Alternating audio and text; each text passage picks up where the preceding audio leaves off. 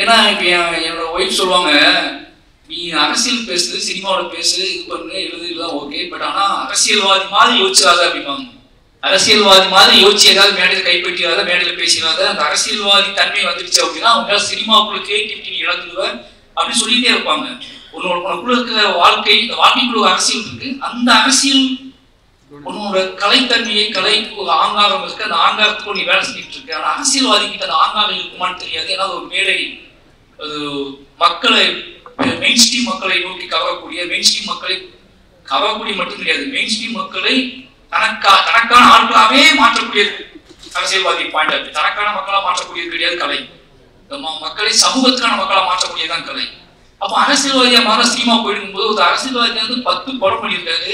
இந்த 10 படமும் நல்ல நல்ல படங்கள் பண்ணியிருக்காரு. அவர் சொன்ன லிஸ்டே நான் நேற்று தான் கேட்டேன். நான் உண்மையாவே ஒரு கவிஞனோட படம் எடுக்கணும், கவிஞனோட வாழ்க்கை வரலாற்று நான் எடுக்கணும்னு ஆசைப்பட்டேன்னா நான் கார்த்திகேயன் கதையை நான் எடுப்பேன். ஏன்னா தமிழ் வாழ்வோட கொந்தளிப்பு, ஏமாற்றம், அவமானம், கனவுகள், ஒரு என்ன சொல்றது, ஒரு நிதானமற்ற தன்மை, ஏக்கம், வெறி, எவனுமே இந்த உலகத்தை எனக்கு வேணாண்டா அப்படின்னு நினைச்ச ஒரு வாழ்க்கையில எல்லாமே எனக்கு வேணும் அப்படின்னு நினைக்கிற விருப்பம், எல்லாமே நிரம்ப பெற்ற ஒரு கவிஞன் வந்து கார்த்திகேயன் தான். 2 பேத்துக்கும் அண்ணன் தம்பி ரிலேஷன்ஷிப், அண்ணன் தம்பியா வாழ்ந்துருக்கோம், அண்ணன் தம்பியா 2 பேரும் சண்டை போட்டிருக்கோம், அண்ணன் தம்பியா ரோட்டை விழுந்துருக்கோம், பேசியிருக்கோம், பயந்துருக்கேன் நான் அவரை பார்த்து ஒளிந்த தருணங்கள் நிறைய. ஆனா இன்னைக்கு அவ பார்க்கும்போது இந்த ஸ்டேஜ்ல என்ன நினைச்சோம், இந்த ஸ்டேஜ்ல நான் கம்பீரமா உணர்ந்த ஒரு இடம் வந்து கார்த்திகேயன் பார்த்ததுதான். அவர் நடந்து வந்ததும், கம்பீரமா நின்றதும், அவர் உடல் வாகும் இப்ப எப்படி இருக்கு பார்க்கும்போது வாழ்க்கை இவ்வளவு. நிச்சயமா இந்த படம் வந்து அதர்வா சொல்லி ஆகணும். அவங்க ஞாபகம் தெரியல, பரியேந்திரபால் முதல் கதை சொன்ன முதல் ஹீரோ அவர் தான். ஷாக்கா இருக்கா? அப்படிதான் இருக்கும்.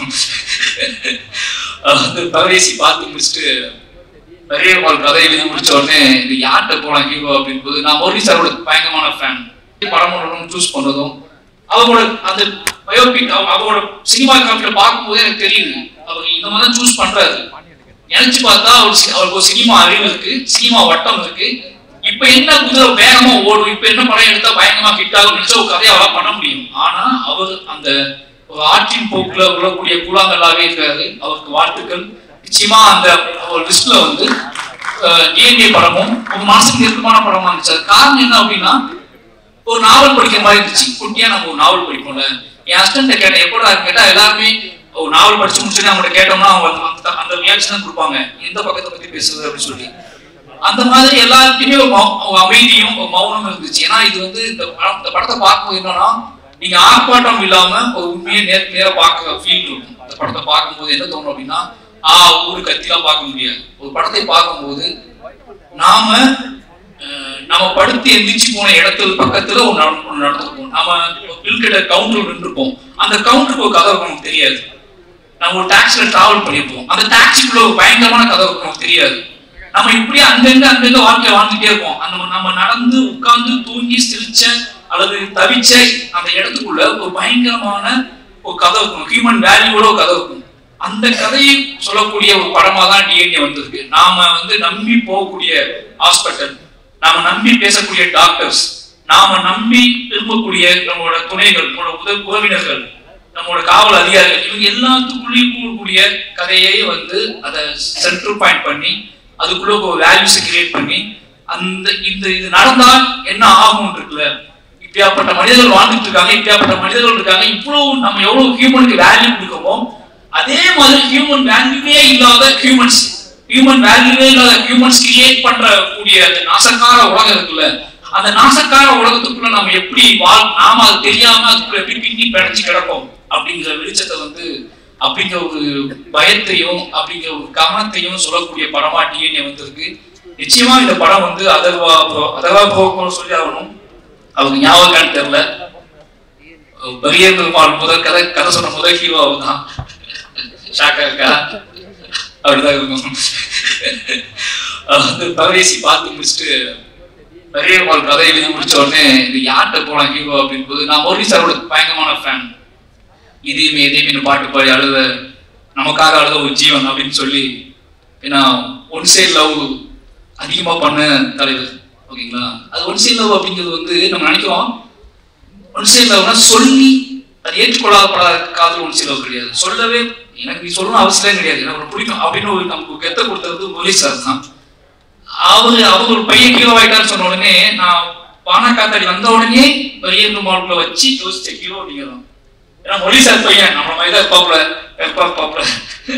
நம்மள மாதிரி தான் இருப்பாப்புல கதை பயங்கரமா ஆக்டா அப்படின்னு சொல்லி பீட் பண்ணலாம் செஞ்சேன், கதை சொன்னேன். பட் ஏதோ ஒரு அவங்களோட பிஸி ஷெடியூல்ல அந்த கதை கிளிக் ஆகல.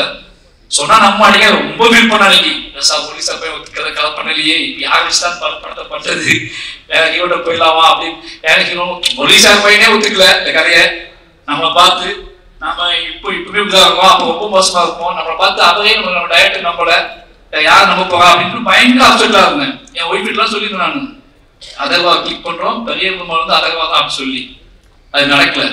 பட் எனக்கு தெரியும் ஒரு நாள் அவர்கிட்ட நான் ஞாபகப்படுத்தி சொல்லுவேன் இந்த பெரிய அதுக்கான சந்திப்பே நடக்கல. 2 பேருக்கும் 3 நாள் கழிச்சு இன்னைக்கு நம்ம சந்திக்கணும் நினைக்கிறேன். அன்னைக்கு அப்புறம் எங்கேயாவது கிராஸ் பண்ணியிருப்போம். பட் ஆனா பக்கத்துல உட்காந்து எமோஷனலான ஒரு சந்திப்பு நடந்ததுன்னா இன்னைக்கு தான் நடந்திருக்கு. கிட்டத்தட்ட 7 வருஷம் ஆச்சு. அப்பவே இருந்து அவர் மேல ஒரு பார்வை இருந்திருக்கு. அந்த பார்வையின் அடிப்படையில நிச்சயமா அவர் என்ன சொல்றதுன்னா இன்னும் உயரம் போகக்கூடிய ஒரு நடிகர் தான். இன்னும் உயரம் போகக்கூடிய உயரமாக்குனாலே இன்னும் ஸ்லோவா போறாங்க எனக்கு தெரியல. இன்னும் உயரமா போகக்கூடிய நடிகர் தான். அவளுக்கான கெப்பாசிட்டி வந்து உடம்பு ஆற்றல் அதுக்குள்ள ஒரு வேகம் எல்லாமே இருக்கு. டிஎன்ஏ நிச்சயமா அவருக்கு ஒரு முக்கியமான படமா இருக்கு. நம்ம வாழ்த்துக்கள் இருக்கும். அப்புறம் படத்தின் கதாநாயகிகள் 2 பேருமே நல்லா நடிச்சிருக்காங்க. அவங்களுக்கு வாழ்த்துக்கள். நிமிஷா சொல்லிட்டு அவங்களை பத்தி முதல்ல நான் உண்மையாவே உங்களுக்கு ஒரு ஃபேன் தமிழ்நாட்டில் இருக்காங்க. ஒரு ஹீரோயினுக்கு ஃபேன் உருவாக்குறது வந்து இதெல்லாம் நடிச்சிட்டு இருக்க மாதிரி கிடையாது. அவங்க கொடுக்குற சித்திரம் இருக்குல்ல, வீட்டுக்கு போனதுக்கு அப்புறம் நமக்கு அந்த பொண்ணோட உருவம் வந்து அகம் சொல்லுது நாங்க இல்லைங்களா. அந்த கண்ணுக்குள்ள தென்பட்ட ஏதோ ஒரு வெளிச்சமோ நம்ம வீட்டுக்கு போனதுக்கு அப்புறம் கூட நமக்கு தென்பட்டுட்டே இருந்துச்சு. நம்ம அந்த ஹீரோயினை தான் மனசுக்குள்ள நினைக்கிறோம் அப்படிங்களா, அந்த கேரக்டர் தான் நம்ம மனசுக்குள்ள நினைக்கிறோம். நீங்க நம்ப மாட்டீங்க, நானும் இதே அசிஸ்டன்ட்ல சொல்லியிருக்கேன். எந்த மாதிரி பொண்ணு வேணும் அப்படின்னு கேட்கும்போது நிமிஷா இருக்காங்களா அவங்க மாதிரி, நான் உங்கள்கிட்ட நான் வந்தது இல்லை, ஆனா அசிஸ்டன்ட் அடிக்கடி சொல்றது வந்து நிமிஷா இருக்காங்களா அவங்க மாதிரி ஒரு பொண்ணு தான் பெட்டரா இருக்குதா சொல்லியிருக்கேன் நான். அப்படி சொல்லக்கூடிய இந்த மனிதர்கள் இயல்பான மனிதர்களுக்குள்ளே டக்குன்னு தென்படக்கூடிய ஒரு உருவமா நீங்க இருக்கீங்க. ரொம்ப தூரத்துல இல்லை, உங்களுக்குள்ளேயே புழங்கிக்கிட்டு இருக்கக்கூடிய ஒரு முகம், அதுக்கான திறன் எல்லாமே உங்கள்கிட்ட இருக்கு. வாழ்த்துக்கள். நீங்க இன்னும் நிறைய படம் பண்ணதுக்கு வாழ்த்துக்கள். அப்புறம் தலைவர் நம்ம அம்பேத்கர் வந்து ரொம்ப பெருமையா இருக்கு. எனக்கு ரொம்ப ஆச்சரியமா இருக்கு. என்ன சொல்றதுன்னா 10 படம் நேற்று லிஸ்ட் சொல்லிட்டு இருந்தாரு. எனக்கு ஷாக் ஆயிடுச்சு, இவ்வளவு படமா அப்படின்னு சொல்லி. ஏன்னா இப்ப என்னோட ஒய்ஃப் சொல்லுவாங்க, நீ அரசியல் பேசுது, சினிமாவோட பேசு, இது பண்ணு, எழுதுலாம் ஓகே, பட் ஆனா அரசியல்வாதி மாதிரி யோசிச்சாத அப்படிம்பாங்க. அரசியல்வாதி மாதிரி யோசிச்சு ஏதாவது மேடையில் கைப்பற்றியாத, மேடையில பேசிடாத, அந்த அரசியல்வாதி தன்மை வந்துடுச்சு அப்படின்னா அவங்க சினிமாவுக்குள்ள கிரியேட்டிவிட்டி இழந்துடுவ அப்படின்னு சொல்லிட்டே இருப்பாங்க. உனக்குள்ள இருக்கிற வாழ்க்கை, இந்த வாழ்க்கைக்குள்ள ஒரு அரசியல் இருக்கு. அந்த அரசியல் உன்னோட கலைத்தன்மையை, கலைக்கு ஒரு ஆங்காரம் இருக்கு, அந்த ஆங்காரத்துக்கு நீ வேலை செஞ்சுட்டு இருக்க. ஆனா அரசியல்வாதி கிட்ட அந்த ஆங்காரம் இருக்குமான்னு தெரியாது. ஏன்னா ஒரு மேடை அது மக்களை மெயின் ஸ்ட்ரீம் மக்களை நோக்கி கவரக்கூடிய, மெயின் ஸ்ட்ரீம் மக்களை கவரக்கூடிய மட்டும் கிடையாது, மெயின் ஸ்ட்ரீம் மக்களை தனக்கான ஆட்களாவே மாற்றக்கூடியது அரசியல்வாதி பாயிண்ட் ஆஃப். தனக்கான மக்களா மாற்றக்கூடியது கிடையாது கலை. மக்களை சமூகத்துக்கான மக்களா மாற்றக்கூடியதுதான் கலை. அப்ப அரசியல்வாதியா மாற சினிமா போயிடும் போது ஒரு அரசியல்வாதியா வந்து 10 படம் பண்ணியிருக்காரு. இந்த 10 படமும் நல்ல நல்ல படங்கள் பண்ணியிருக்காரு. அவர் சொன்ன லிஸ்டே நான் நேற்று தான் கேட்டேன். எனக்கு கல்வெத்தி முகம் ரொம்ப படம் தெரியாது, எனக்கு அதுவே ஆச்சரியமா இருந்துச்சு. அப்போ ஜிப்சி மணங்குத்தி பகை எல்லாம் பண்ணியிருக்காரு. மணங்குத்தி பகை பண்ணியிருக்காரு, ஜிப்சி பண்ணியிருக்காரு, கல்வெத்தி முகம் பண்ணியிருக்காரு, டாடா பண்ணியிருக்காரு. இன்னைக்கு எல்லாருமே நல்ல டைரக்டரா இருக்காங்க. ராஜ்குமாரை வந்து ஜிப்சி பண்ணதுக்கு அப்புறம் அந்த மாதிரி ஒரு கான்செப்டை அவ்வளோ ஆர்டிஸ்டிக்கா எடுத்திருப்பாங்க. அந்த படத்தை அந்த படம் எடுத்துட்டு இருப்பாங்க. அந்த படத்தை இன்னும் செலிப்ரேட் பண்றாரு, அந்த படத்தை கொண்டாடுறாரு. அது ஏன் படம் ஜிப்சி அப்படி ஜிப்சி ப்ரொடியூசர் நான் சொல்றாரு. இந்த கெத்துலாம் இருக்குல்ல, இது ரொம்ப நல்ல விஷயம் சினிமாவுக்கு. ஒரு ப்ரொடியூசர் அரசியல் தன்மையோடு இருந்து சினிமாவை புரிஞ்சுக்கிட்டு நம்ம பேசும்போது நமக்கு ஆச்சரியமா இருக்கு. அரசியலை ஒதுக்கிட்டு சினிமா பேசுன்னு சொல்லி பழகுறாங்கல்ல, அது ரொம்ப பயமா இருக்கு. ஏன்னா நமக்கு நல்லாவே தெரியும் சினிமாவில் முடிச்சுக்க போய் அரசியல் தான் போக்குவாங்க. ஆனா இப்ப தொடக்கத்துல அவங்க என்ன சொல்லுவாங்கன்னா அரசு மட்டும் வேணாம் தலைவா இருக்கும் பேசும்போது ஆச்சரியமா இருக்கும். அப்படி பேசின ஆட்கள் எல்லாருமே நீங்க அரசியல் தான் போவாங்க. அப்போ அரசியல் இல்லாம இந்த வாழ்க்கை இல்லைன்னு நமக்கு நல்லாவே தெரியும். அப்போ இந்த சினிமாக்குள்ள பேசும்போது மட்டும் கொஞ்சம் அப்படியே இடனா இருந்து பேசுவாங்க. ஆனா அவங்க எம்எல்ஏ மக்களோட புரிஞ்சுட்டு ஒருத்தர் 10 வருஷம் எம்எல்ஏ வேணா 10 வருஷம் எம்எல்ஏ துணிஞ்சு நம்புறாரு, அடுத்த எம்எல்ஏ தான்.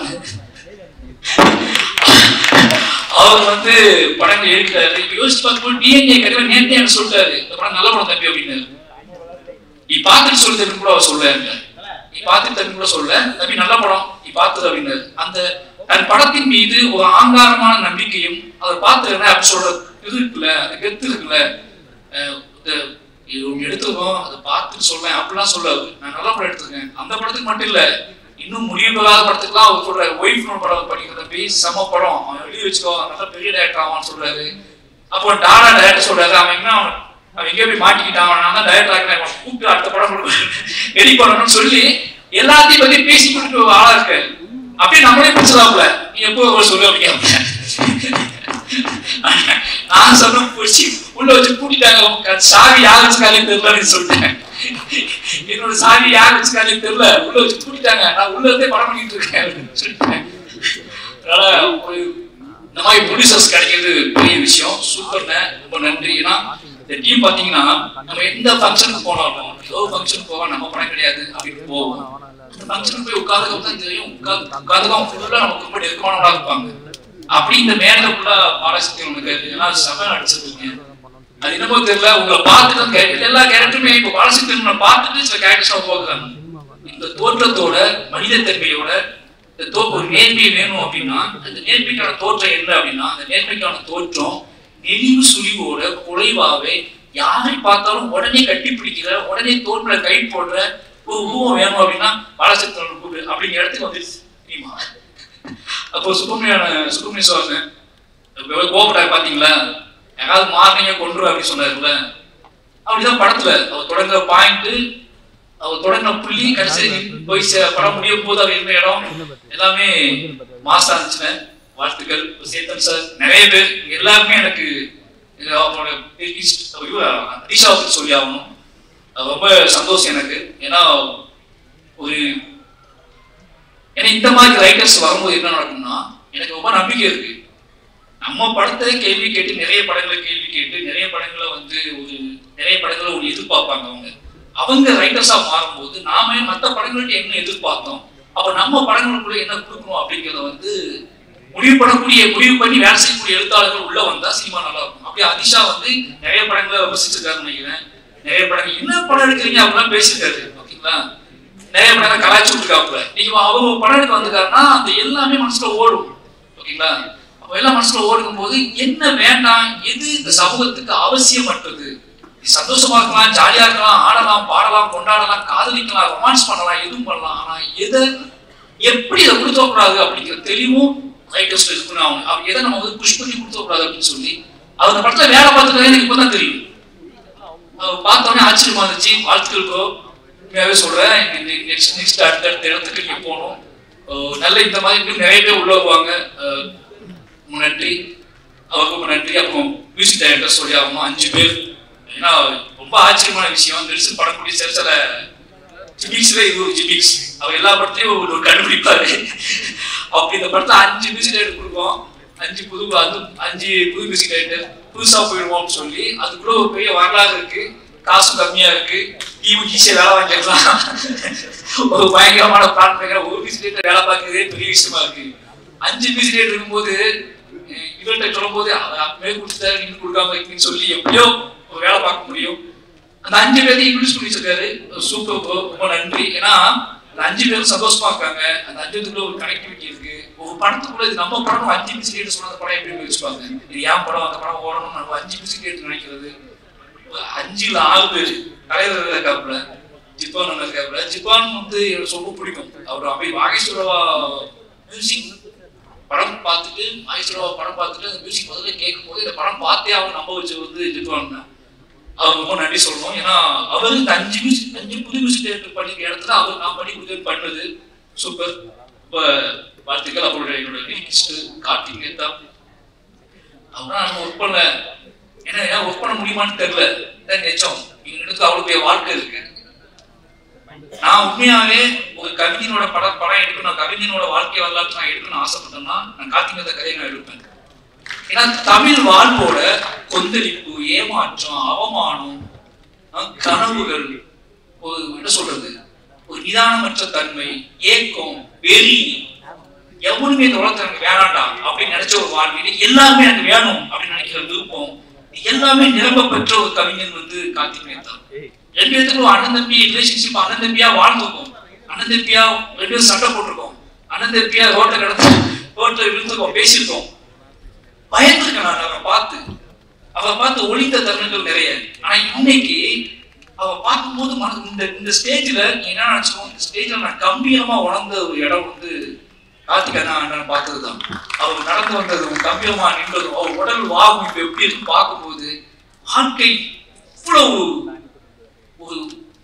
பெரிய மாற்றத்துக்கு உட்பட்டதுதான் வாழ்க்கை. நாம ஏன் இன்னும் மாறணும் தம்பி, அதெல்லாம் மாறாது தம்பி, இதெல்லாம் செய்ய முடியாது தம்பி, அதெல்லாம் பண்ண முடியாது தம்பி, எப்பேற்பட்ட மாற்றத்தை கிரியேட் பண்ணி நீங்க புத்தகங்களை பாட்டு கேட்கும் போது ஒருத்தர் இவ்வளவு நிதானமும் உறவுகளின் மீது, அன்பின் மீது, பேரன்பின் மீது இவ்வளவு நிதானம் அப்ப அந்த மாதிரியான ஒரு காட்டாற்று வெள்ளம் மாதிரி வாழ்ந்த ஒரு ஆள் இன்னைக்கு ஒரு நிதானமா இவ்வளவு இவ்வளவு பாடங்கள் உருவாக்க முடியுது, அதை இவ்வளவு தெளிவா கொடுக்க முடியுதுன்னா தமிழ் வாழ்வுல, நம்மளோட இலக்கியத்துல, நம்மளோட அன்புல எல்லாமே இருக்கு.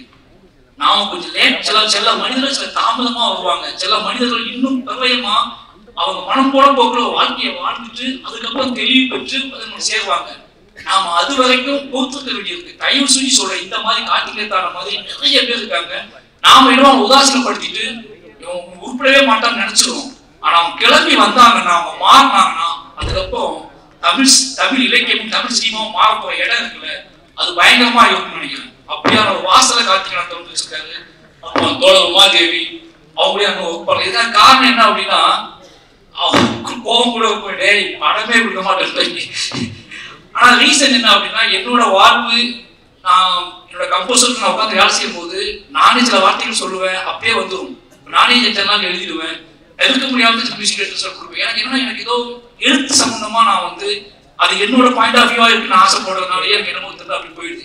எழுத்துதான் என்னை உருவாக்கிச்சு, எழுத்துதான் எனக்கு செதுக்கிச்சு அப்படின்னாலேயே இன்னொருத்தர் கூட அதை ஷேர் பண்ணி அதை சொல்லி எனக்கு டக்குன்னு தூங்கி எதிர்த்தோட என்ன தோணுதோ அதை டக்குன்னு நான் அது திரைக்கதையாவோ கதையாவோ எடுத்துருவேன்.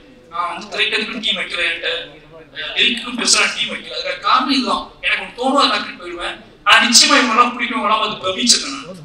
அப்படியாப்பட்ட எல்லா மனிதர்களும் முத்தமிழ் அவர் நான் ஒப்பினதே இல்லை, ஆனா சந்தோஷ் நாயர் மட்டும் சொல்லிட்டே இருப்பாரு. எல்லா டீமுமே ஏன் பேச தப்பா நினைக்காதீங்க, இவங்க எல்லாருமே டிஎம்ஏ படம் எல்லாருமே ஜெயிச்சே ஆகணும். நெல்சன் நிச்சயமா ஜெயிச்சே ஆகணும். வெற்றி அப்படின்னு என்ன தெரியுமா உங்களுக்கு, அவர் நிம்மதியா படம் ரிலீஸ் ஆன நைட் நிம்மதியா தூங்குறது, வெற்றியில ஒன்றுமே கிடையாது. நைட்டு நிம்மதியா போய் குழந்தைங்க முத்தம் கொடுத்து ஒய்ஃபோட டின்னர் சாப்பிட்டு நைட்டு நிம்மதியா தூக்கி காலை எதிர்த்து மறுபடியும் ஃபர்ஸ்ட் ஷோ போகிறது இல்லை. அது முதல் நைட்டு சந்திக்கிறது இல்லை, படம் ரிலீஸ் ஆன நைட்டு அன்னைக்கு நண்பர்களை, பிரியமானவர்களை எல்லாம் சந்திச்சு உரையாடி கொண்டாட்டமான வாழ்க்கை நாம செஞ்சோம், அது சரியா இருந்துச்சு நம்பி மட்டும் தூங்குறது இல்லை, அது ரொம்ப முக்கியமானது. அப்படியாப்பட்ட பெரிய வெற்றி நெல்சனுக்கு வாய்க்கட்டும். இப்போ திங்வி சந்தோஷ் இந்த இடத்துல நான் அவரை முந்திட்டு அவருக்கு படம் பார்க்க நினைக்கிறேன், நான் பார்த்துட்டேன். அதனால இந்த படத்தை ரொம்ப சின்ன படங்களுக்கு நிறைய சப்போர்ட் பண்ணக்கூடிய ஒரு முகமாக இருக்காரு. அவருக்கும் வாழ்த்துக்கள். திங் மியூசிக் டிஎன்டி படத்துக்கு பயங்கர சப்போர்ட் பண்ணும். அப்போ இந்த பாடலை வெளியிட்டவர்கள் ரொம்ப ஆச்சரியமா இருந்துச்சு. ஏன்னா அவர் என்ன சொன்னாரு, இவங்க தான் வாங்க தம்பி, இவங்க தான் பண்ணு தம்பி மேடையில அப்படின்னு சொல்லி சினிமாவை விட்டு ஒதுங்கி வீட்டுல பூட்டி வச்சு படிச்சவங்க அதான் சினிமா பார்க்காத கெட்டு போயிடுவேன்னு சொல்லி அப்படியா சரி, அப்போ நல்ல விஷயம் தான். சினிமா பார்த்தும் நல்ல சினிமா பார்த்துருக்காங்க. நல்ல சினிமா பார்த்து வாழ்க்கையிலையும் பெருசா படிப்பிலையும் சரி பெருசா ஜெயிச்ச ரெண்டு பேத்துக்கும் டிஎன்ஏ டீமுக்கு சப்போர்ட் பண்ண ரெண்டு பேத்துக்குமே நன்றி, வாழ்த்துக்கள். நிச்சயமா டிஎன்ஏ படம் எல்லாத்துக்கும் சந்தோஷத்தையும் நிம்மதியை கொடுக்கக்கூடிய, கொண்டாட்டத்தையும் கொடுக்கக்கூடிய படமாகட்டும். வந்திருந்த அனைவருக்கும் என்னோட நன்றியும் அன்பும். தேங்க்யூ.